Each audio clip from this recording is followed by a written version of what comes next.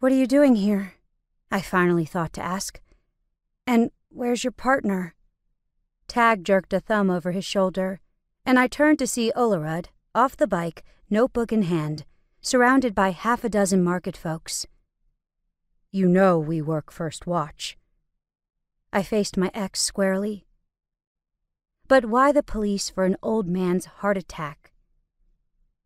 Eyes hidden by mirrored sunglasses, he shrugged one shoulder.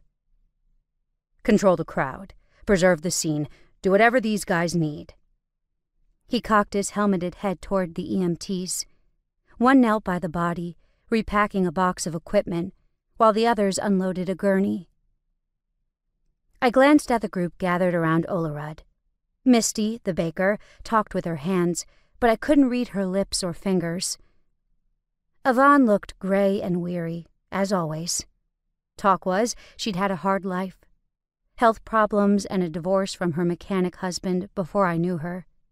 The Orchard girls, Angie and Sylvie Martinez, wrapped their arms around each other and concentrated on the good-looking officer. The new manager of the cheese shop, his name escaped me, folded his arms across his chest, brows furrowed. Behind him, the nurse listened attentively. "What I don't get," I said, "is how he got my tea. We don't open for—" I peered at my bazooka-pink Kate Spade watch, one of my last splurges before losing my comfy salary. "Oh, pooh! I should have been inside half an hour ago. Where are my keys?" I slid my bag off my shoulder and rummaged inside. They must have gotten tossed back into the depths when I saw Doc.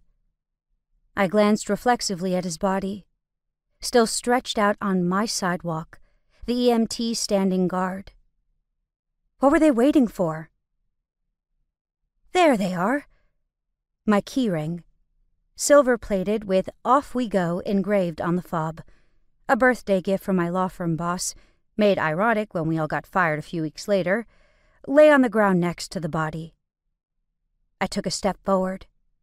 Tag's arm shot out and blocked me. I looked up, stunned. Behind him, an unmarked car inched toward the cobbled hill and stopped at an angle, blocking the road. A white woman, about my age, in a stylish but practical black pantsuit, climbed out the driver's side and picked her way down the slope. Detective Cheryl Spencer probably had a closet full of nearly identical black suits. Her partner, Detective Michael Tracy, got out on the passenger side.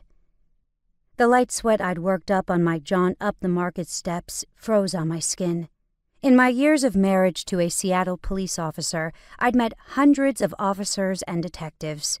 This long-running duo had racked up a great record, despite their contrasts. The tall, slender blonde and her black male partner, inches shorter and verging on stocky. They'd heard the jokes about their last names, and no, they didn't think it was funny. Homicide cops are like that.